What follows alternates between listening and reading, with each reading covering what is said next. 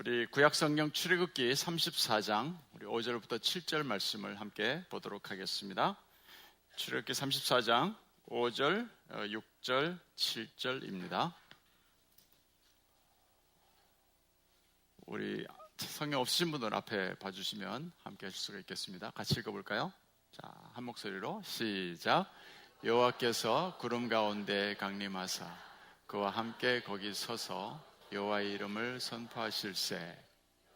여호와께서 그의 앞으로 지나가시며 선포하시되 여호와라 여호와라 자비롭고 은혜롭고 노하기를 더디하고 인자와 진실이 많은 하나님이라. 인자를 천대까지 베풀며 악과 과실과 죄를 용서하리라. 그러나 벌을 면제하지는 아니하고 아버지의 악행을 자손 3, 4대까지 보응하리라. 아멘. 오늘은 주의 영광을 보이소서라는 제목으로 함께 말씀을 좀 나누려고 합니다. 그리스도인이라고 한다면 누구나 다 가지는 갈등이 있습니다. 더구나 이제 기도 꽤나 좀 한다는 분들 보면 더 강하게 그 갈등을 느끼는 것 같습니다. 그것이 뭐냐면 우리가 기도를 해도 하나님께서 응답을 해주시지 않는다는 겁니다. 침묵하시는 거예요.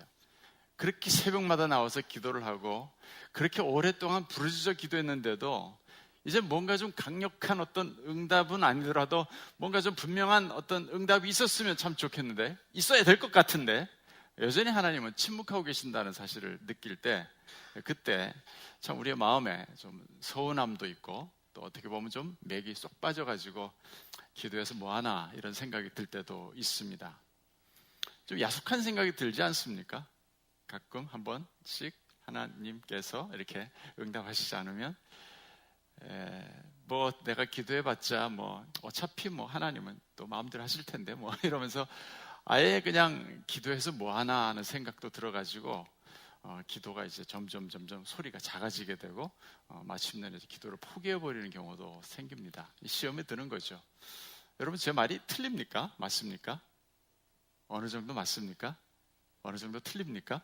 예, 뭐 여러분들 아무튼 뭐 그런 그리스도인이라면 누구나 가지는 그런 기도의 갈등들을 아마 느끼면서 믿음 생활하실 거라 생각을 합니다. 성경에 보면 그 기도의 용사들이 여러들이 많이 등장을 합니다. 근데 그 중에 저는 기도하면 전 모세를 꼽고 싶습니다. 되게 사람들은 모세하면 이제 그건 지도자, 뭐 이집트에서 이스라엘 백성들이 이끌어내었던 아주 위대한 역사의 길이 남을 지도자라고 그렇게 생각합니다. 그래서 모세를 모세답게 만드는 것도 그의 지도력이라고 그렇게 생각을 하죠.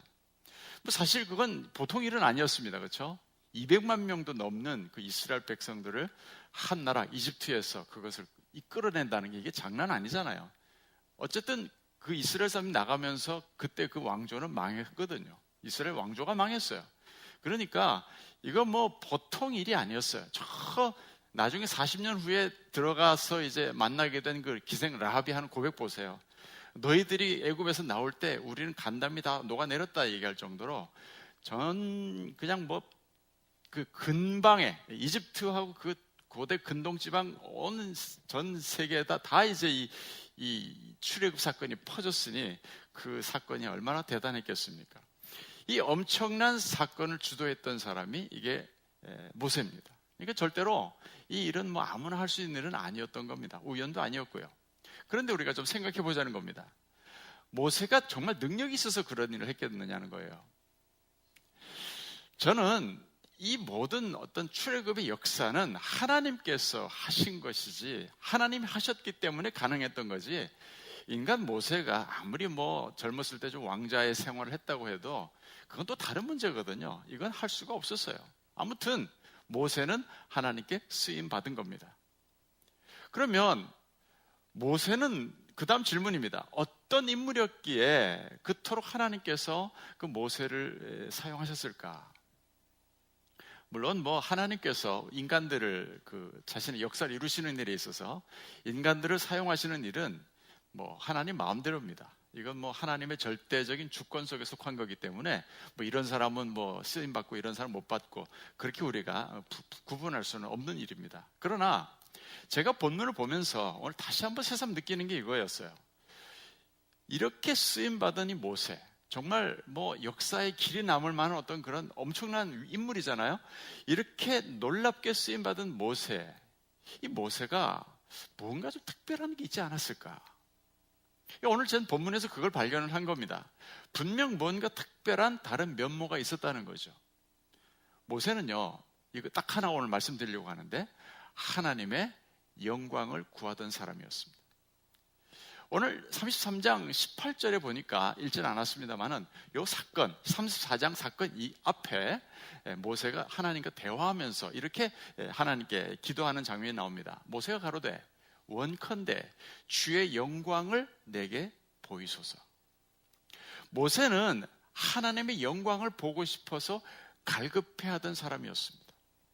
감히 죄인된 인간으로서 그 하나님의 영광이라고 하면 하나님의 본체고 하나님의 중심인데 그걸 감히 보려고 했다는 거예요.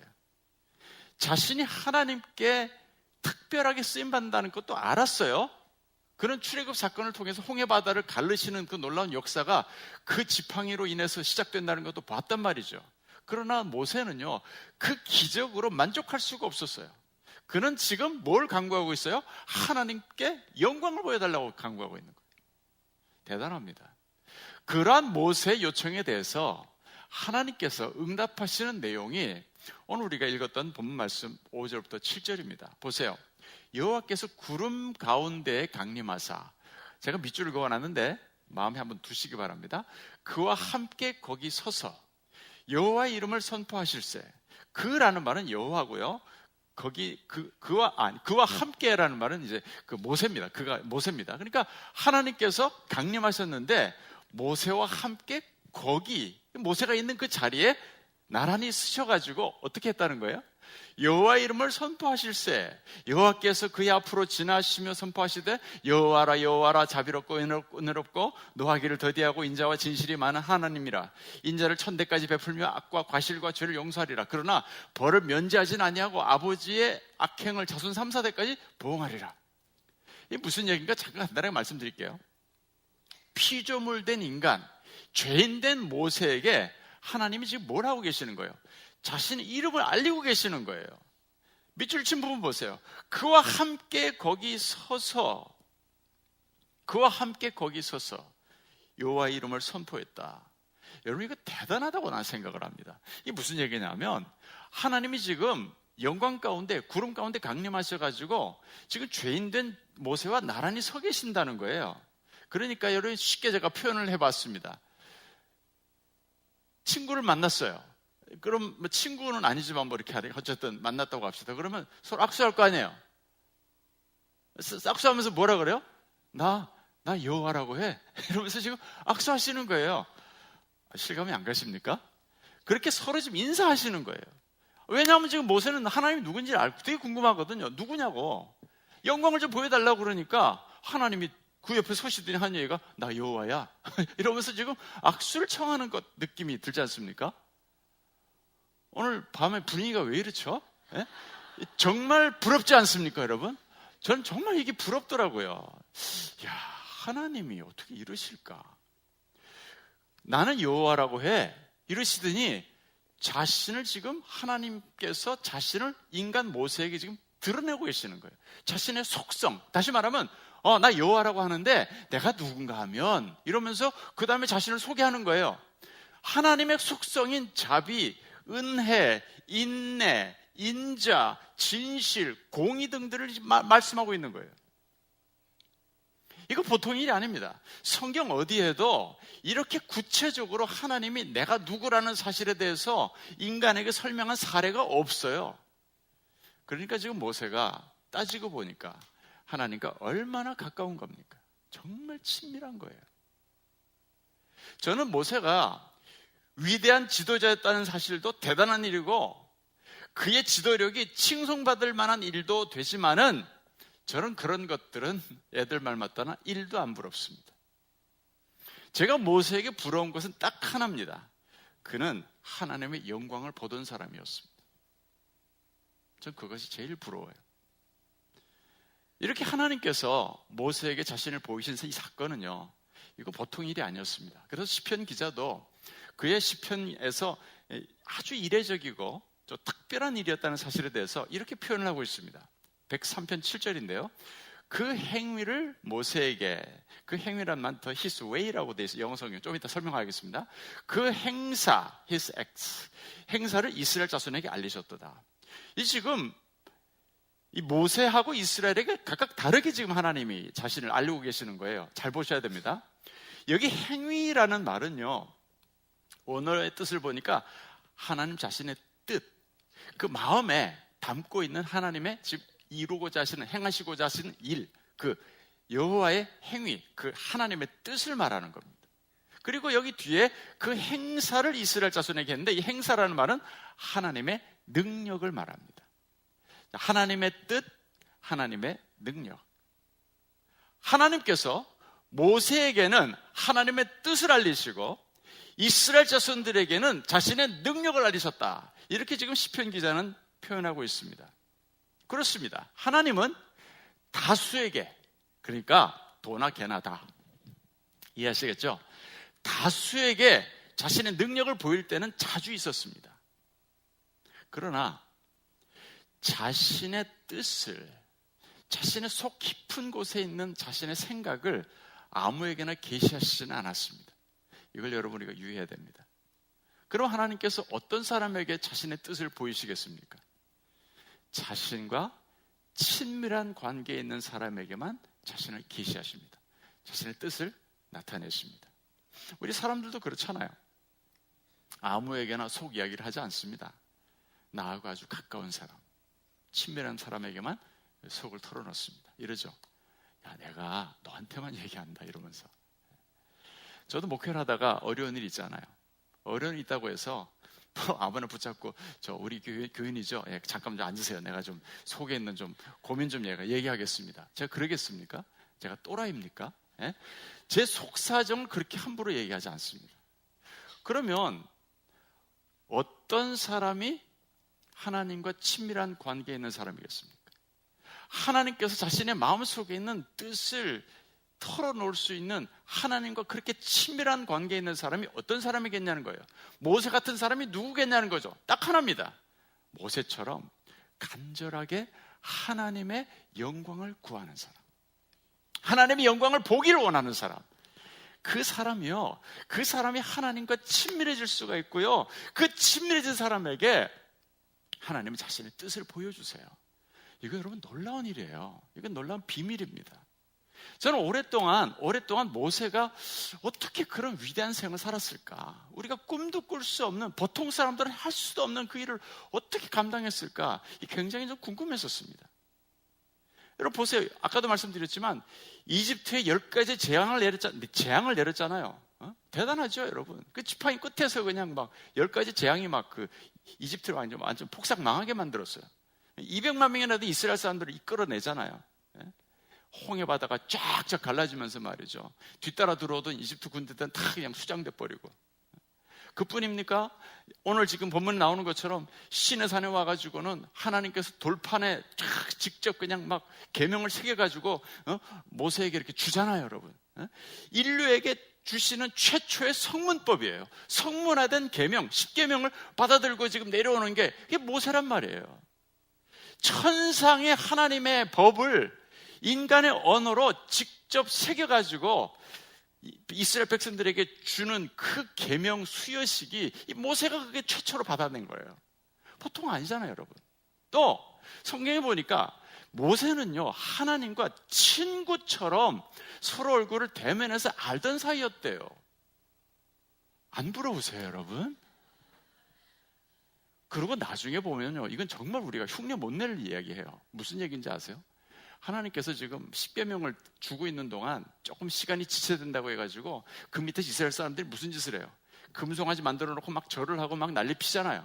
하나님이 화가 나셨어요. 그래갖고 모세에게 얘기해요. 저놈들 내가 싹 쓸어버리고 너를 통해서 내가 새로운 민족을 이루겠다. 그때 만약에 저 같으면요, 이럴 것 같아요. 굿 아이디어. 신의 한 수입니다. 진작에 그러셨어야 돼요. 근데 이제까지 참으셨는데, 잘 참으셨습니다. 됐습니다. 족합니다. 나도 그 인간들 꼴 보기 싫습니다. 이랬을 것 같아요. 근데 모세는 어떻게 합니까?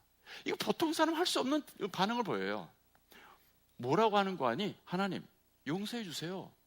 여기까지 끌어와가지고 이제 죽이면 하나님이 여기까지밖에 끌어올 수밖에 없었구나 하고 그 능력을 사람들이 조롱할 텐데요. 그리고 정말 그들을 생명책에서 지우려고 하신다고, 멸망시키는 그거니까 지우려고 하신다면 내 이름을 대신 지우시고 그들을 살려달라고, 자신의 민족을 위해서 지 생명을 걸고, 지 생명이 뭡니까? 자신의 구원 문제를 걸고 천국을 갈 수 있는 그 자격까지도 내다 걸고 지금 하나님께 용서해달라고 기도하고 있어요. 중보자의 위치에서 기도드리고, 지가 마치 예수님 같아요. 예수님 아니면 누가 이런 기도를 감히 할 수 있어요, 여러분? 근데 모세는 지금 그런 중보의 위치에서 지금 엄청난, 인간으로서는 할 수 없는 기도를 드리고 있단 말이에요. 이건 여러분 일본 말로 사람이 아니문이다. 이게 정말 사람 아니에요. 사람 아니에요, 여러분. 닌겐 아닙니다, 이 사람. 진짜 어떻게 그럴 수 있었냐는 거예요. 좀 궁금하지 않아요? 난 성경 볼 때마다 궁금해요. 정말 궁금해요. 그러다가 제가 아까 말씀드렸던 출애굽기 33장 18절을 딱 보는 순간 모든 의문이 다 풀려버렸어요. 모세가 가로되 다 같이 원컨대 주의 영광을 내게 보이소서. 이거예요. 이거 딱 하나예요. 오늘 밤에도 우리도 그러려고 그래요. 모세는 끊임없이 하나님의 영광을 보기를 원했습니다. 모세는 단지 하나님을 피상적으로 알고 피상적으로 느끼는 것으로 만족하지 않았어요. 하나님의 실체, 하나님의 영광을 알기를 원했습니다. 그랬기 때문에 하나님께서는 모세를 특별하게 여기셨고 친구처럼 대면해서 알던 사이셨고 또 보통 사람들 감당할 수 없는 그런 일들을 맡기셨던 거예요. 성도 여러분, 우리 이 밤에 지금까지 내가 평소에 하나님께 기도해왔던 기도의 내용들을 한번 좀 곰곰이 되씹어 보시겠습니까? 우리가 기도할 때 우리 기도의 내용들은 주로 어떤 내용이 주를 이루고 있었습니까? 대개 우리의 필요를 아뢰는 기도가 많지 않았습니까? 우리의 문제, 뭔가 좀 내가 생각하는 그림대로 내 인생이 움직여가지 않아가지고 그걸 좀 내 생각대로 한번 만들어 보겠다고 하나님께 매달려서 막 이렇게 간구하고 그냥 때도 써보고 그러는 게 되게 우리의 기도의 내용이 아닐까 하는 생각을 해보았습니다. 물론 그런 기도도 좋지만은 어떤 하나님의 응답이 내가 기도할 때 막 능력으로 막 나타나는 거, 그런 것도 좋지만은 그것만 구한다면, 우리의 필요나 채우고 우리의 문제만 채우고 또 그런 기도에 대해서 기적과 표적이 나타나길 구한다면 그것은 여러분 다수에게 보여주셨던 그 하나님의 능력이요, 하나님의 영광을 구하는 것이 아니라 그것은 그냥 아무나 보통 사람에게나 줄 수 있는 그런 하나님의 능력을 구하는 것밖에 안 된다는 거예요. 그 정도의 기도의 수준에 머물게 되면, 이거 오늘 밤에 우리 욕심 좀 냅시다.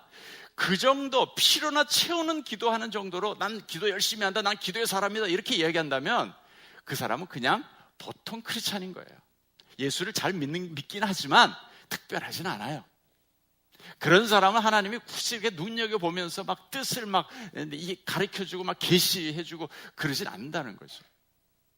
그런 사람들은요, 그냥 그렇게 육신의 배는 턱 이렇게 불려가지고 만족스럽게 살지는 모르겠지만 하나님의 뜻은 절대 모르고 그렇게 살다가 가는 거예요. 그렇게까지 나는 그렇게 살고 싶습니다. 그러면 그렇게 어쩔 수 없는 거지만 이게 이렇게 이해하시면 되는 것 같아요, 여러분. 마치 철이 없는 어린 자녀가 아빠가 회사에서 돌아오길 기다립니다. 뭘 기다릴까요? 철 없는 자녀라 그랬습니다. 들어오면 바로 아빠 손에 뭐가 들려있나를 봅니다. 왜 그럴까요? 아빠한테 지금 뭘 기대하는 거예요? 아빠보다도 그 아이는 그 손에 들려져 있는 것이 뭘까? 선물을 기대하는 겁니다. 먹을 거라든가 장난감이라든가. 그게 바로 뭐예요? 하나님의 능력을 구하는 거예요. 하나님의 능력. 그것도 없는 것보다는 좋습니다. 그러나 잘 들으세요. 철이 들어서 성숙하게 되면요, 이제는 아빠의 손에 들려있는 것보다도 무엇이 더 소중한가를 알게 됩니다. 그게 뭐예요? 아빠예요. 아버지 그 자체로 기뻐합니다. 아빠도 마찬가지입니다. 아빠는 어린 자녀에게 먹을 것을 줍니다. 그러나 그 조그마한 아이, 철없는 꼬마 아이에게 자신의 뜻을 보여주지는 않습니다. 왜 그래요? 친밀하지 않기 때문인가요? 친밀하긴 하지만 말해봐야 이해를 못해요. 우리 인간들도 마찬가지입니다. 영광을 알지 못하면, 영광을 보질 못하면 하나님이 아무리 말씀하셔도 우리는 깨달을 수가 없습니다. 철이 들어서 말귀를 알아듣고 아빠와 더 친밀해지면 아빠는 드디어 자신의 속에 있는 얘기까지도 자식에게 털어놓습니다. 하나님도 마찬가지입니다. 하나님께서도 하나님의 영광을 구하는 자들, 그래서 하나님과 더 친밀해진 자들에게 그의 뜻을 보여주시지, 그렇지 않은 크리스찬들에게는 능력만 보여주시고 만다는 거예요. 다시 묻겠습니다.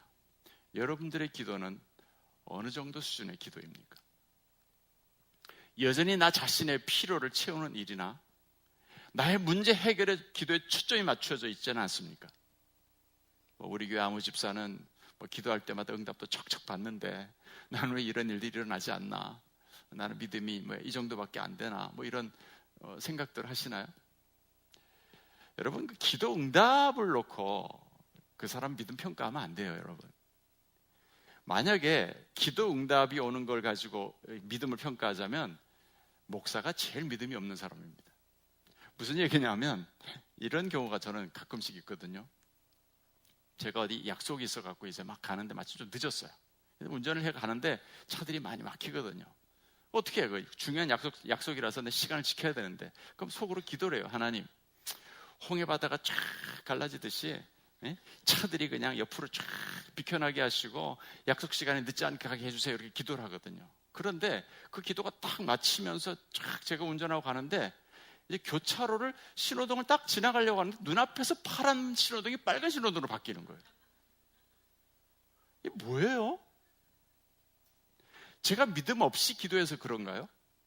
제가 믿음 없이 기도해서 파란 신호등이 내 눈앞에서 빨간 신호등으로 바뀌는 겁니까? 저는 이제 그런 것들은요, 저에겐 아무것도 아닙니다. 제가 기도하면서 제일 원하는 것은 이제 하나밖에 없어요. 저는 하나님의 영광을 보는 겁니다.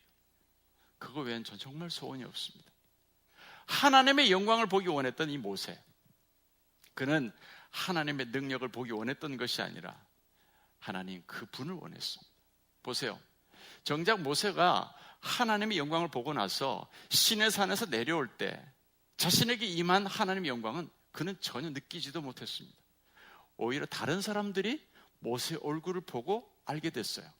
그래서 출애굽기 34장 29절에 보니까 모세가 그 증거의 두 판을 자기 손에 들고 시내산에서 내려오니 그 산에서 내려올 때 모세는 자기가 여호와와 말씀하였음을 인하여 얼굴 끝풀에 피부에 광채가 나나 깨닫지 못하였더라. 그리고 바로 이게 아니겠어요? 이게 영광인 거예요. 그 스스로는 영광이 지금 막 광채가 나고 있지만 깨닫지는 본인은 못하고 있는 거예요. 여러분, 지금 제 얼굴에 광채가 나죠? 이거는 조명빨입니다. 제가 오래전에 어떤 기도하는 분을 만난 적이 있습니다. 근데 그분을 보면서 제가 정말 부러웠던 적이 있어요. 그분을 딱 보는 순간, 야, 저분 정말 하나님 만났구나. 이거 부인할 수가 없더라고요. 아, 하나님 만날 수 있구나. 하나님 만난 분이구나. 야, 정말 저분은 하나님과 좀 친밀함을 지금 나누고 있구나. 이게 느껴지는데 그렇게 부러울 수가 없더라고요. 근데 그분은 진짜 기도 많이 하는 분이에요. 제가 이제 학교에서 강의하는 그 설교학 시간에 강의하는 내용 중에 나오는 내용을 잠깐만 소개해드리면, 그 알렉산더 와이트라고 하는 1836년부터 1921년까지 사셨던 분이십니다. 그 18세기 말 19세기 초에 영국에 이제 아주 그 설교자들이 많았어요. 이분은 이 영국 에딘버러에 있었던 그 목사님이신데, 이 목사님은요, 이런 일화가 전해져 오고 있습니다. 한 번은 그분이 주일날 설교를 마치고 밖에 서서 이제 성도들이 이제 예배 마치고 나가는 분들을 이제 인사하고 있는데 악수를 나누는데, 교인들이 이렇게 쉽게 악수를 하려고 하질 않는 거예요. 오늘따라 이상하다고 생각이 들었습니다. 근데 그 중에 어떤 한 교인이 용기를 내더니 그 목사님한테 와서 목사님께 이렇게 얘기하더라는 겁니다. 목사님은 방금 전능자의 왕궁 접견실에서 나오신 분처럼 설교했습니다. 쩔죠? 이게 얼마나 대단합니까, 여러분? 그러니까 방금 하나님께로부터 들은 이야기를 가지고 나와가지고 성도들한테 하나님 이렇게 말씀하셨습니다, 여러분, 이러면서 딱 준 거예요. 그러니까 사람들은 그 내용도 내용이지만 그 전해주는 그 알렉산더 와이트 목사님의 얼굴과 그 억양을 보면서 하나님을 본 거예요. 하나님 영광을 본 거예요, 여러분. 저도 그래서 늘 이렇게 알렉산더 와이트 목사님을 생각할 때마다 나도 이런 설교자가 됐으면 좋겠다. 정말 이런 설교자가 됐으면 좋겠다. 늘 제 마음에 가장 큰 소원이에요, 소원. 여러분들도 저 위해서 혹시 생각나실 때마다 기도해 주시면 다른 거 기도해 주지 마시고요, 하나님 영광 보는 목사님 되게 해달라고 그렇게 기도해 주시면 감사하겠습니다. 여러분, 이제 우리 기도가 좀 바뀌어야 되겠습니다. 나의 필요나 나의 문제를 아뢰는 수준을 뛰어넘어서 끊임없이 하나님의 영광을 구하는 자리로 나가야 되겠습니다. 아무런 느낌이 없어도 괜찮아요. 하나님 그래도 구합시다. 어떤 능력이 나타나지 않아도 우리는 하나님의 얼굴을 구하는 일을 멈추지 말아야 합니다. 아무 일도 일어나지 않습니다. 그러나 하나님의 영광을 구하는 시간만큼 하나님을 사모하느라 흘리는 땀과 수고와 눈물의 양만큼 내 영은 하나님의 영광 안으로 더 깊이 더 가까이 나아가게 되는 것입니다. 저는 날마다 기도하지만 어떤 성령의 특별한 임재하심을 느끼지 못하고 그냥 기도가 끝나버릴 때도 훨씬 더 많습니다. 어떤 때는 그런 생각도 들어요. 이거 시간을 너무 허비해버리는 게 아닌가, 할 일이 이렇게 많은데 이 시간에 내가 조금 더 생산적인 일을 해야 되는 거 아닌가, 이런 생각이 들 때도 있습니다. 그러나 이제는 그런 생각 하지 않습니다. 이제는 저는 압니다. 아무 말씀도 없으셔도 내가 주님 앞에 나아가서 기도하는 시간 그 자체가, 기도하는 그 행위 자체가 저의 기쁨이고 저의 영광입니다. 그래서 저는 제가 기도하는 시간이 그냥 그 시간 자체가 즐겁습니다. 저는 기도를 별 그렇게 내용이 없어요. 전 정말 내용이 없습니다. 제가 아무것도 구하지 않으니까 하나님도 아무 말씀도 안 하시는 것 같습니다. 말씀이 없어요. 그래도 그냥 앉아있는 그게 좋아요. 그 자체가 그냥 좋아요. 그걸 어떻게 표현해, 이렇게 좋다는데. 좋다니까요. 그냥 앉아있는 자체가 좋아요. 그냥 눈 감고 있는 게 좋아요. 가끔 제가 이제 평일에 혼자 이제 댕그러니, 그렇다고 여러분 오지 마세요. 내 기도 시간 방해하지 마시고. 여기 앉아갖고 십자가 이거 불 켜놓고, 이거 왜 껐니? 불 켜놓고, 이러니까 들어오네. 불 켜놓고 그냥 십자가 바라보고 있는 거, 그것만도 그냥 좋아요, 그냥. 아무것도 필요도 생각이 없고요. 내가 필요한가, 내가 무슨 문제가 있나, 이런 생각 하나도 안 들어요. 그냥 난 즐거워요. 그냥 즐거워요. 여러분, 이 모세하고 버금갈 정도로 하나님과 친밀했던 사람이 또 한 사람이 있습니다. 정말 우리의 부러움을 사는 사람이죠. 그 사람 누구냐면 다윗입니다. 잘 아시겠지만. 모세는 하나님과 얼굴을 친구처럼 대면해서 알던 사람이라고 했는데, 다윗은 성경에 뭐라고 또 표현하고 있는 거 아니? 내 마음에 합한 사람이라고 얘기를 합니다. 참 두 분 다 참 재수가 없습니다. 그렇죠? 내 마음에 합한 사람이래요. 여러분, 어느 쪽 표현이 마음에 드세요? 친구처럼 얼굴을 대면하는 사람이 좋습니까? 내 마음에 합한 사람이 좋은 거예요. 여러분 선택은 자유니까 아무거나 선택하셔도 좋겠습니다. 이 다윗에게 내 마음에 합한 사람이라는 말은 쫓는다는 뜻이 있어요. 어떤 뜻이요? 쫓는다. 하나님을 계속해서 쫓아가는 거예요. 그러니까 왼쪽으로 가시면 왼쪽으로 쫓아가고, 오른쪽으로 가시면 오른쪽으로 쫓아가고, 마치 그 미사일이 비행기 뒷꽁무니를 막 쫓아가듯이 계속 어디로 가든지 그냥 끊임없이 꽁무니를 쫓아가는 거예요. 이게 내 마음이 합하다는 뜻입니다. 그러니까 다윗이 그러한 삶을 살았다는 거예요. 늘 하나님을 구하고 내 생전에 여호와의 전에 살면서 그 아름다우심을 내가 사모할 것이라는 얘기를 하잖아요. 하나님의 영광을 늘 구했던 다윗이었어요. 전 지금요, 오늘 이 시간이 좀 그런 특별한 시간이 됐으면 하는데, 헤브니 워십 안에다가 제가 동아리를 하나 지금 따로 만들 생각입니다. 이름하여 예사백고동이라고. 예사백고동. 예수님을 사랑합니다 100번 고백하는 동아리 모임. 그 예사백고동이에요. 이 모임은 딴 거 아무것도 구하지 않습니다. 오직 하나님의 영광만을 구하는 모임입니다. 시간을 내서 따로 모일 필요도 없습니다. 인터넷상에서 공간상으로 인터넷 공간에서 이루어질 겁니다. 이 모임 제가 이사진도 구성을 했습니다. 초대 이사장님으로 모세를 제가 모셨고요. 부이사장님으로 다윗을 모셨습니다.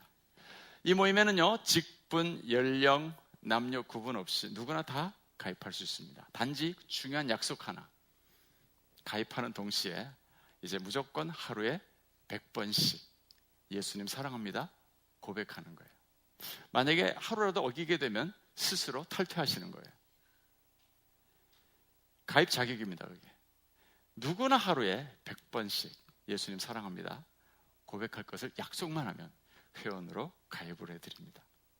그리고 나서 매일 100번씩 예수님 사랑합니다는 고백을 했을 때 그 마음에 어떤 변화가 일어나는지, 어떤 하나님의 영광이 임했는지, 왈칵 울음이 터졌다든지, 나도 너를 사랑해요, 이런 얘기를 음성을 들었다든지, 아니면 포근한 하나님의 안아주심을 느꼈다든지, 너무나 다양한 어떤 그런 현상이 나타날 거라고 생각을 합니다.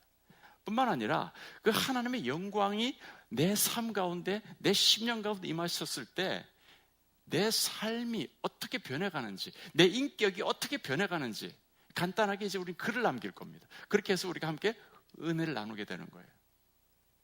여러분들에게 먼저 기회를 드리겠습니다. 그렇게 함으로써 단순한 어떤 그런 행동인지는 모르겠지만 하나님의 영광을 구하는 삶이 얼마나 영광스럽고 또 얼마나 행복한 삶인지 우리가 스스로 깨닫고 서로가 함께 나눌 수 있는 그런 자리를 지금 제가 마련하려고 준비하고 있습니다. 가만 생각해 보니까 다른 것 갖고는 제가 승부를 걸 수가 없겠더라고요. 워낙에 유명한 분들, 기라성 같은 분들이 큐티다, 뭐다, 영성 일기다 이러면서 막 갖다 내놓으니까 나는 거기에 명함도 못 내겠더라고요. 그래서 제가 생각했던 게 뭐예요? 예사 백고동이에요. 네. 이걸로 나 승부를 보겠다. 저도 앞으로 하루에 100번 이상 꼭, 지금까지도 그렇게 해왔지만 앞으로도 계속 저는 이 훈련을 계속해 나가려고 합니다. 여러분들도 혹시 제 의견에 동의하시는 분들, 나도 저거 좀 했으면 좋겠다, 나도 저거 필요하다고 생각한다는 분들은 제가 광고를 할 겁니다. 광고를 하게 되면 여러분들이 거기에 가입을 해주시면 됩니다. 성도 여러분, 이제 말씀을 다 드렸습니다. 저는 앞으로도 계속 무릎을 꿇을 겁니다. 이제 저의 남은 생애 동안 저는 오직 이거 한 가지, 하나님의 영광을 구하는 삶을 살고 싶습니다. 하나님을 간절히 찾을 겁니다. 그래야 여러분, 우리가 나중에 천국 갔을 때 낯설지 않지 않겠어요? 그 천국에 갔는데 그 영광을 한 번도 내가 경험해보지도 못해갖고 여기가 어디예요? 이러는 것보다는 딱 왔는데 여기구나. 얼마나 좋습니까, 여러분? 예수님 얼굴을 배웠을 때 우리는 그 하나님의 영광 가운데 예수님 사랑합니다 고백을 10만 번, 20만 번 하다가 천국에 갔으니 예수님 만나도 제 고백 20만 번째 하는 거 들으셨어요? 얼마나 할 얘기가 많겠어요. 아무 얘기도 안 하고 예배도 안 드리고 그냥 이렇게 그냥 혼자 열심히 자기 위해서 살다가 한국 천국에 떡 들어갔는데 예수님 보고 예수님 어디 계세요? 이거 묻는 이런 바보 같은 짓을 할 수도 있다는 거죠. 예수님 보고 말이죠. 하나님의 영광에 우리 가까이 가면 가까이 갈수록 우리 자신들은 하나님의 영광으로 더 채워질 겁니다. 내 자신을 비우면 비울수록 하나님의 영광은 내 속에서 더 빛날 줄로 저는 믿습니다. 여러분, 가끔 이런 분들이 있어요. 목사님, 제가 너무 더러워서 하나님의 영광 앞으로 하나님께 기도하기가 참 망설여진다는 말씀하세요. 여러분, 그 바보 같은 생각이에요. 나 스스로 절대 거룩해질 수 없습니다. 우리는 어쨌든 죄인이에요. 이 죄인의 때를 벗고 우리가 거룩해지길 원하세요? 그러면 여러분 염치불구하고 거룩하신 하나님 앞으로 자꾸 나가야 돼요. 여러분, 거룩하신 하나님 앞에 나가야 내가 거룩해진다니까요. 그분의 영광 속으로 내가 자꾸 들어가야 내가 영광스러워지지. 난 죄 지었으니까 난 못 가요 그러고 멀리 앉아있으면 그렇게 그냥 죄인으로 살다 죽는 거예요. 영광은 맛도 못 보고 죽는 거죠. 여러분, 우린 자꾸 나가야 돼요. 요즘 우리가 자꾸 이제 현대 사회가 분주해진다, 피곤하다 이러면서 자꾸 예배를 안 드리려고 그래요. 예배를 안 드리려고. 우리 교회도 보면 그게 늘 마음에 기도 제목이에요. 중직자들 말이죠. 제발 좀 예배를 드렸으면 좋겠는데 피곤하다, 바쁘다. 여러분 그것이 다 이해는 하지만 그래서 내가 이렇게 막 이건 안 하지만 이해는 하지만 그게 과연 정당한 이유가 될 수 있느냐는 거예요. 지금 내가 살고 볼 일인데 내 영이 죽어가고 있는데 돈 많이 모으면 뭐하고 사업 잘 되면 뭐하고 회사 승진하면 뭐합니까 여러분? 그거 정말 아무것도 아니에요. 아유 목사님 목사님 세상 모르니까 그런 소리 하시지. 네, 나 세상 몰라요. 그렇지만 이것만은 분명해요. 예배 안 드리는 사람들 아마 잘 되겠지만 예배 안 드리는 사람들이요 하나님의 영광을 그만큼 경험하지 못하는 거예요. 여러분 하나님의 영광이 이렇게 있다면 모든 사람들이 다 똑같은 위치에 있는 줄 아세요? 아니에요. 어떤 사람은 더 가까이 가 있고 어떤 사람은 멀리 있어요. 이건 직분과도 상관없어요. 목사도 멀리 있을 수도 있어요. 여러분 이거 여러분 굉장히 두려운 일이에요. 나 이러지 않으려고 그러는 거예요. 여러분들이 볼 때 내가 목사로서 제일 가깝게 계시겠지 이 인정받는 게 이게 중요한 게 아니고 하나님께서 보실 때 정말 내가 어느 정도 영광에 가까이 가 있느냐 이게 중요한 거란 말이에요. 여러분 우리 영광 가운데 가까이 가려면 어떻게 해야 되는지 아세요? 딱 하나밖에 없어요. 예배하는 거예요. 예배 자리에 자꾸 나가야 돼요. 예배를 생명처럼 여기고 내가 예배에 실패하면 내 인생 실패하는 거고 내가 예배에 실패하면 구원도 우린 보장할 수가 없다. 이런 절박한 마음을 가지고 자꾸 예배 자리로 나가서 모세처럼 주의 영광 보기를 원합니다. 자꾸 우리가 기도하는 수밖에 없어요. 주님 알기를 더 원합니다. 주의 영광 보기를 원합니다. 주님 나에게 주의 영광을 보여주시옵소서. 네? 나에게 영광 보여달라고. 나를 완전히 장악하셔서 이제 나 자아는 다 죽고 없어지고 하나님의 영광만이 가득한 그런 존재가 되게 해달라고 기도해야 됩니다. 이제 기도 외에는 정말 우리가 하나님께 드릴 기도가 저는 없다고 생각을 합니다. 저는 없다고 생각을 합니다. 저는 없다고 생각을 합니다. 저는 없다고 생각을 합니다. 저는 없다고 생각을 합니다.